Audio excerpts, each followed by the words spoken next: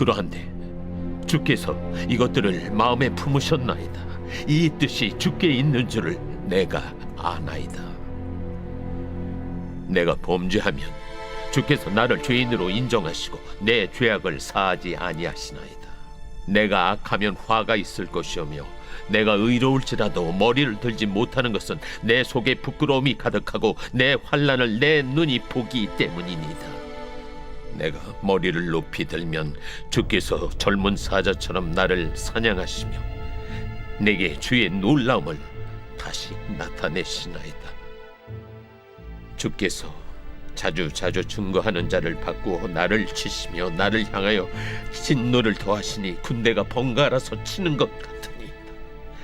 주께서 나를 대해서 나오게 하셨으면 어찌함이니까. 그렇지 아니하셨더라면 내가 기운이 끊어져 아무 눈에도 보이지 아니하였을 것이라. 있어도 없던 것 같이 되어서 태에서 바로 무덤으로 옮겨졌으리이다. 내 날은 적지 아니하니까 그런즉 그치시고 나를 버려두사 잠시나마 평안하게 하시되 내가 돌아오지 못할 땅 곧 어둡고 죽음에 그늘진 땅으로 가기 전에 그리하옵소서. 땅은 어두워서 흑암 같고 죽음의 그늘이 져서 아무 구별이 없고 광명도 흑암 같으니이다. 샬롬. 오늘은 특별 새벽 기도의 7번째 주간이 시작되는 첫 번째 월요일입니다. 이번 특별 새벽 기도회를 통하여 우리 모두 신앙의 성숙과 인격의 열매를 풍성하게 얻는 기회로 만들어 가시기를 간절히 바랍니다. 평소에 굳건한 믿음을 가진 사람도 큰 고난을 당하면 신앙의 회의를 품게 마련입니다. 그 사람은 아마도 하나님의 의도를 해석하면서 자신의 지난 날들을 곰곰이 돌아볼 것입니다. 오늘 본문에 욥이 그랬습니다. 욥의 고백은 우리가 영적으로 방황할 때 어떤 모습을 보이는지 잘 나타내 주고 있습니다. 첫 번째로 하나님의 의도를 해석하려고 합니다. 오늘 욥의 발언은 파격적입니다. 하나님을 젊은 사자와 군대에 비유하여 하나님이 막강한 힘으로 자기를 공격하기만 하시니 도저히 버틸 수가 없다고 한탄을 합니다.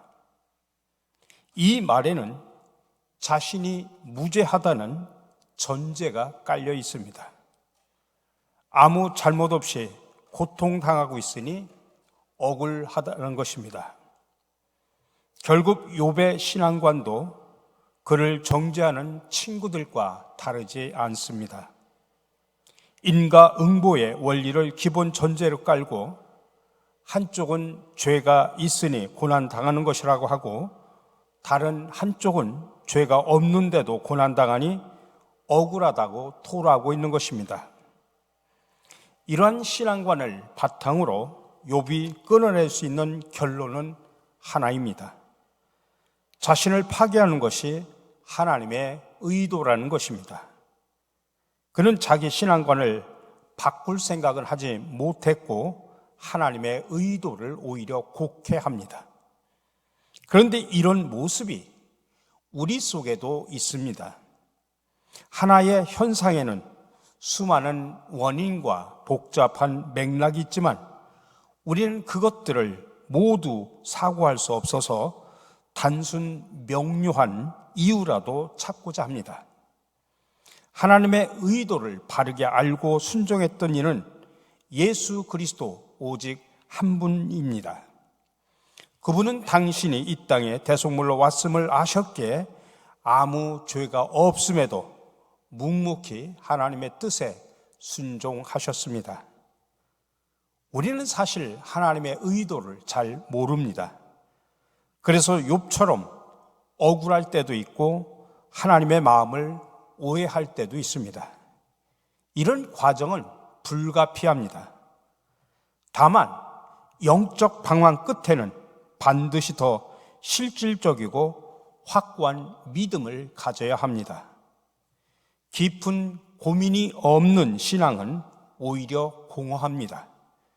욥도 이런 과정을 거쳐서 큰 깨달음을 얻게 된 것입니다. 두 번째로는 완전히 낙담하는 것입니다. 욥은 매우 처절한 상황 가운데 있었습니다. 그래서 태어나지 않았다면 좋았을 것이다. 태어나자마자 무덤으로 옮겨졌어도 좋았을 것이다. 이렇게 극단적인 말을 하나님이 인정하셨던 욥이 할 정도였습니다. 그가 당한 고난은 시간이 지나면 자연히 무뎌지고 망각될 그런 일이 아니었습니다. 그가 경험한 낙심, 슬픔, 우울, 아픔, 고통은 그의 뼈마디에 깊숙이 새겨져 도저히 회복이 불가능한 영역으로 남았을 것입니다. 그가 고통의 한 가운데서 바랄 수 있는 것은 죽음의 땅으로 내려가기 전에 잠시나마 쉬는 것이었습니다. 그러나 그것조차 쉽지 않음을 알고 그는 완전히 낙담한 듯 보입니다. 차라리 죽기를 바랄 정도로 큰 고난을 경험한 적이 있던 우리 성도들 역시 욥의 마음을 충분히 이해할 수 있을 것입니다. 이럴 때는 가족이나 친구들조차 전혀 도움이 되질 않습니다. 그들에게 위로를 구하지만은 돌아오는 것은 오히려 상처뿐이기도 합니다. 또 자기 자신에게도 기댈 것이 아무것도 없다고 느껴지기도 합니다. 그러나 여러분, 완전히 낙담하기를 두려워하지 마십시오. 다시는 일어나지 못할까 봐 겁내지 마십시오. 우리가 주님의 구원만을 가장 간절히 바랄 때는 바로 이때입니다. 어둠으로 뒤덮인 우리 마음속에서 십자가가 가장 밝게 빛날 때가 바로 이러한 때입니다. 우리의 힘이 완전히 빠져서 아무것도 하지 못할 때를 주님은 기다리고 계신지도 모릅니다. 우리가 완전히 낙담했을 때 주님의 섭리가 아니라면 납득할 수 없는 구원의 길이 우리 앞에 펼쳐지기를 기도하시기 바랍니다. 우리 사랑하는 성도 여러분, 신앙은 복잡다단한 인생과 분리된 고차원의 영역이 아닙니다. 방황과 좌절의 과정이 없다면 신앙은 언제까지나 추상적이고 관념적인 차원에 머무를 수밖에 없습니다. 그래서 신앙은 현실이라고 말합니다. 그러므로 구체적이고 단단한 믿음을 갖기 위해서 방황하고 낙담하는 그런 과정도 필요합니다. 그 과정에 주님이 함께 하셔서 결국에는 굳센 믿음을 갖게 해주시기를 간절히 축원합니다. 우리 함께 기도합니다. 사랑의 주님, 고통 가운데서 절규하고 부르짖고 한탄하는 것이 반드시 나쁜 것만은 아님을 깨닫게 하시니 감사를 드립니다. 이런 과정들을 통해 오히려 우리에게 더 큰 믿음으로 또 성숙한 인격으로 인도하여 주시옵소서. 오늘도 질병과 무거운 짐과 수많은 아픔을 가지고 하나님 앞에 부르짖고자 이 새벽에 나온 우리 모든 성도들의 기도 소리를 들어주시고 하늘의 문을 열어 주시옵소서. 또 하나님과 친밀한 교제를 통하여 하나님과 뜨거운 사랑을 나누고자 이 자리에 나온 우리의 모든 성도들에게도 하나님의 놀라운 은총으로 함께하여 주시옵소서. 오늘도 주신 하루 세상으로 흩어져 살아갑니다. 그 속에서 우리의 삶을 통하여 그리스도의 향기가 드러나게 하여 주시옵소서. 거룩한 자로 구별된 자로 살아가는 복된 하루가 되게 하여 주시옵소서. 나의 삶을 통하여 하나님의 영광이 드러나는 귀한 하루가 되게 하여 주시옵소서. 이 모든 말씀 예수 그리스도의 이름으로 기도드립니다. 아멘. 오늘 새벽에도 여러분들 각자의 기도의 제목을 가지고 이 자리에 나오셨습니다. 여러분, 하나님 앞에 여러분들의 무거운 짐, 여러분의 많은 아픔들 아뢰시기를 바랍니다. 그리고 여러분들의 비전과 소원을 하나님 앞에 아뢰시기를 바랍니다.